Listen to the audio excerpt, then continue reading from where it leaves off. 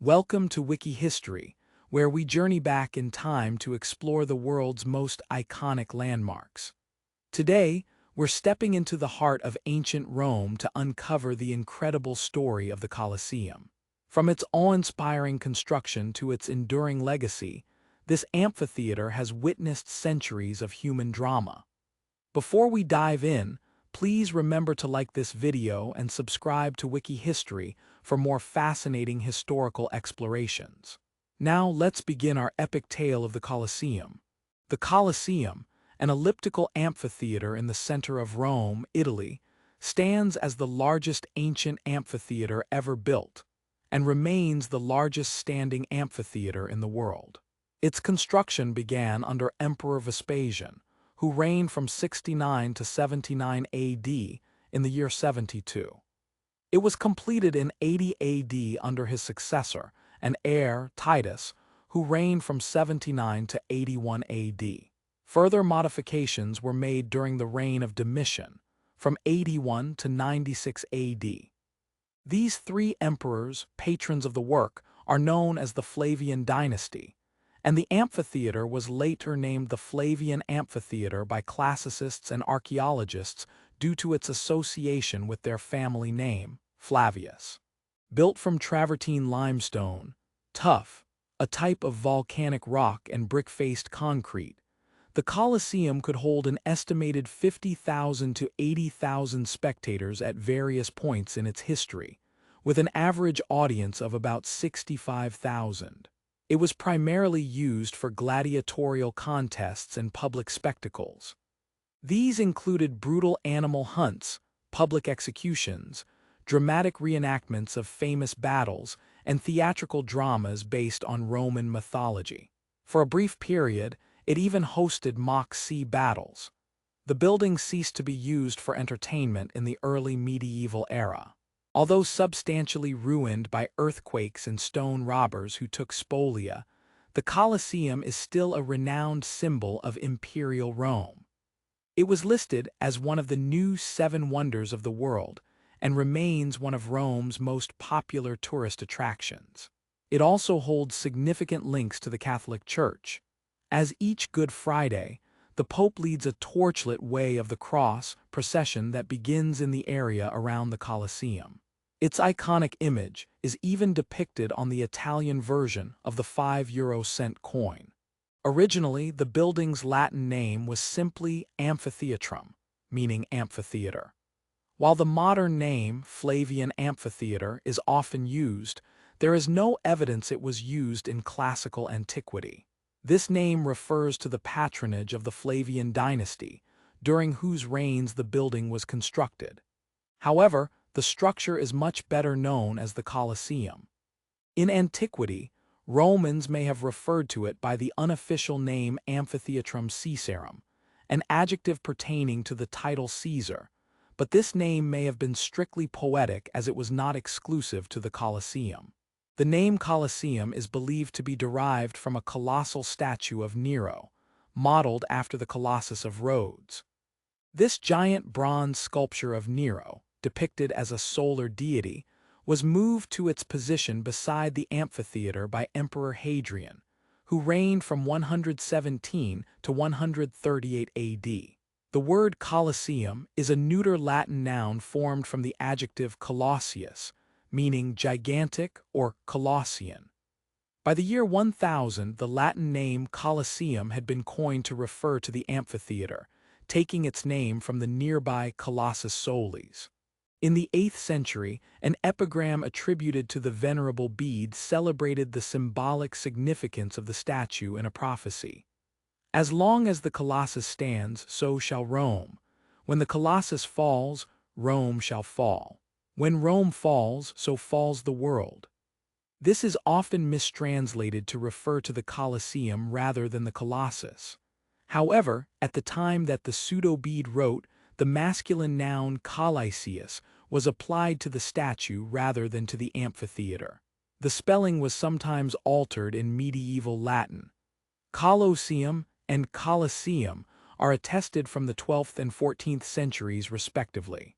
The site chosen for the Colosseum was a flat area on the floor of a low valley, nestled between the Caelian, Esquiline, and Palatine hills. A canalized stream ran through this valley, which also contained an artificial lake and marshland. By the 2nd century BC, the area was densely inhabited. However, it was devastated by the Great Fire of Rome in 64 AD. Following this catastrophic event, Emperor Nero seized much of the area to add to his personal domain. He built the grandiose Domus Aurea, or Golden House, on the site, in front of which he created an artificial lake surrounded by pavilions, gardens, and porticos. Although the colossal statue of Nero was preserved, much of the Domus Aurea was torn down. The artificial lake was filled in, and the land was reused as the location for the new Flavian amphitheater. Gladiatorial schools and other support buildings were constructed nearby within the former grounds of the Domus Aurea. Vespasian's decision to build the Colosseum on the site of Nero's lake can be seen as a populist gesture, returning to the people an area of the city which Nero had appropriated for his own use. In contrast to many other amphitheaters which were on the outskirts of a city, the Colosseum was constructed in the city center, effectively placing it both symbolically and geographically at the heart of Rome. Construction of the Colosseum was funded by the opulent spoils taken from the Jewish temple after the First Jewish-Roman War in 70 AD, which led to the siege of Jerusalem. According to a reconstructed inscription found on the site, the Emperor Vespasian ordered this new amphitheater to be erected from his general's share of the booty. It is often assumed, as with many other Roman projects at the time, that slaves and prisoners of war were brought back to Rome and contributed to the massive workforce needed for the construction of the amphitheater. Alongside this free source of unskilled labor, teams of professional Roman builders, engineers, artists, painters, and decorators undertook the more specialized tasks necessary for building the Colosseum. Construction of the Colosseum began under the rule of Vespasian in around 70 to 72 AD. The Colosseum had been completed up to the 3rd story by the time of Vespasian's death in 79 AD. The top level was finished by his son, Titus, in 80 AD, and the inaugural games were held in 80 or 81 AD. Dio Cassius recounts that over 9,000 wild animals were killed during these inaugural games. Commemorative coinage was issued celebrating the inauguration. The building was remodeled further under Vespasian's younger son, the newly designated Emperor Domitian, who constructed the Hypogeum, a series of tunnels used to house animals and slaves. He also added a gallery to the top of the Colosseum to increase its seating capacity. In 217 AD, the Colosseum was badly damaged by a major fire, caused by lightning, which destroyed the wooden upper levels of the amphitheater's interior. It was not fully repaired until about 240 and underwent further repairs in 250 or 252, and again in 320. Emperor Honorius banned the practice of gladiator fights in 399 and again in 404. Gladiatorial fights are last mentioned around 435. Animal hunts continued until at least 523. By the late 6th century, a small chapel had been built into the structure, and the arena was converted into a cemetery. The numerous vaulted spaces in the arcades under the seating were converted into housing and workshops, and are recorded as still being rented out as late as the 12th century. Around the year 1200, the powerful Frangipani family took over the Colosseum and fortified it, apparently using it as a castle. In the early to mid-14th century, the Pope's relocation to Avignon caused a population decline in Rome that left the region insecure. The Colosseum was largely abandoned by the public and became a popular den for bandits. Severe damage was inflicted on the Colosseum by the Great Earthquake in 1349, causing the outer south side to collapse. Much of the tumbled stone from the earthquake was reused to build palaces, churches, hospitals, and other buildings elsewhere in Rome. The interior of the amphitheater was extensively stripped of stone, which was reused elsewhere, or, in the case of the marble facade, was burned to make quicklime. The iron clamps which held the stonework together were pried or hacked out of the walls, leaving numerous pockmarks which still scar the building today. During the 16th and 17th centuries, church officials sought a productive role for the Colosseum. Pope Sixtus V, who reigned from 1585 to 1590, planned to turn the building into a wool factory to provide employment for Rome's prostitutes, though this proposal fell through with his premature death.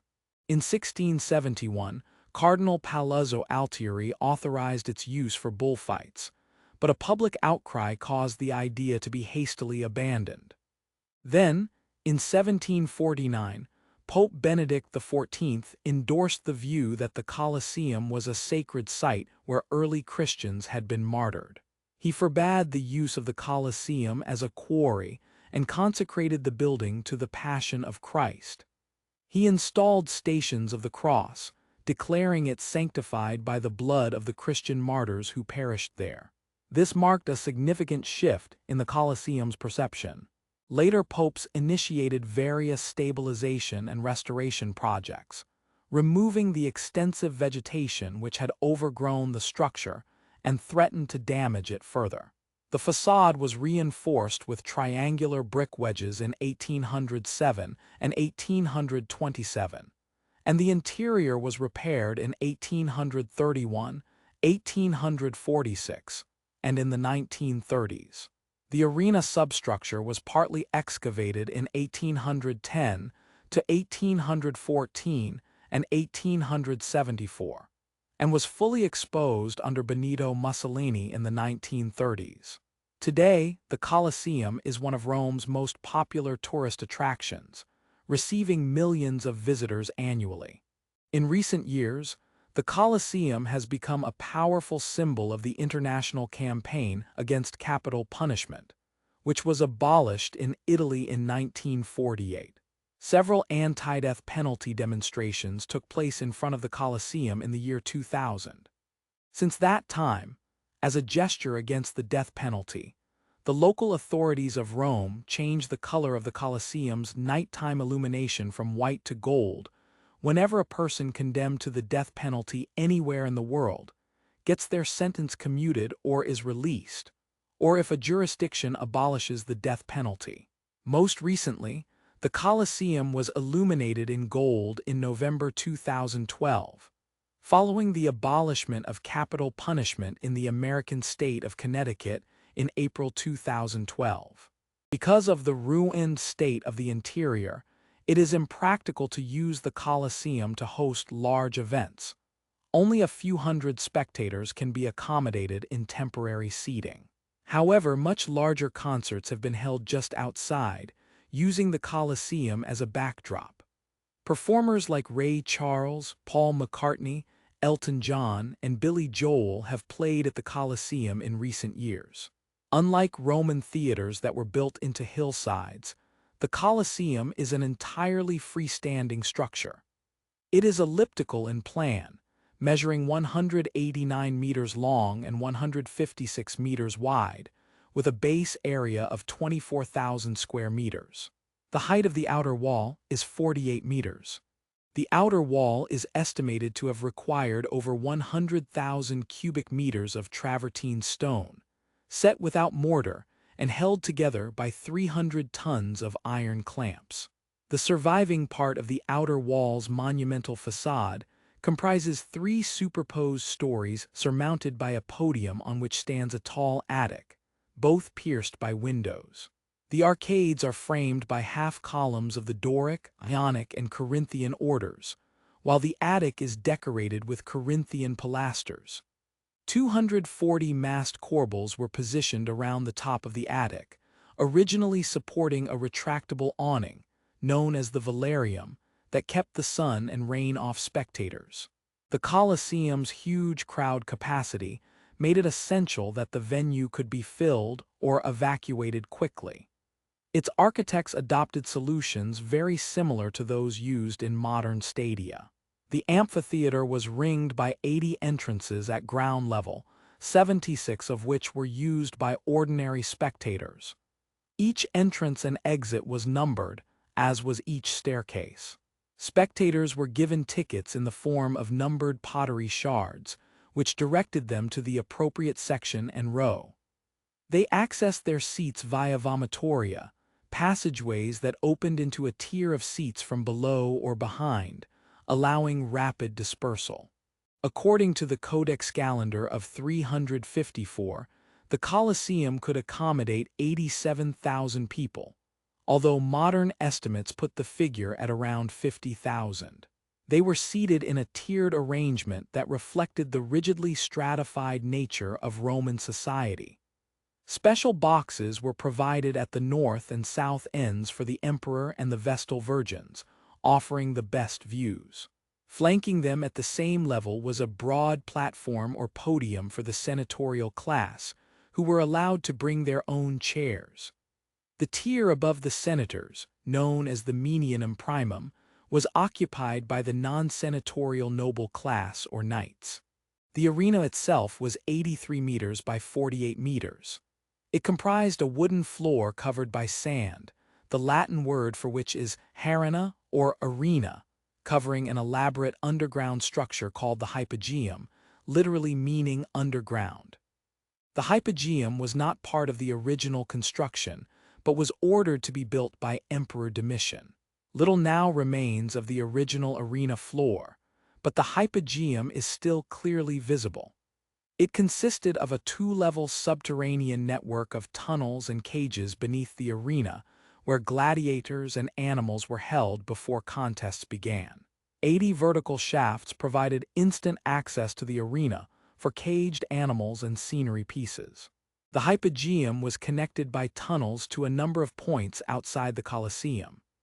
Animals and performers were brought through tunnels from nearby stables, with the gladiators' barracks at the Ludus Magnus to the east also being connected by tunnels.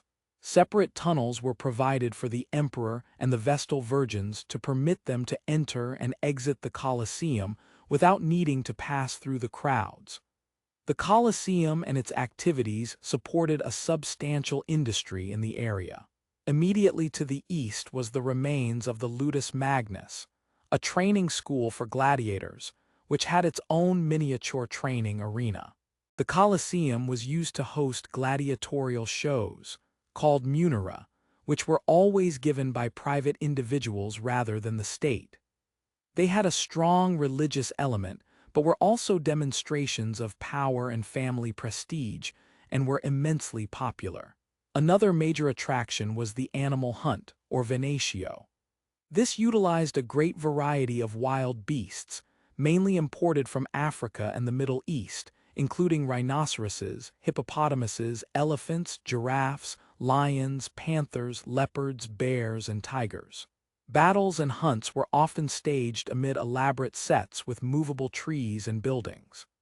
These events could be huge in scale.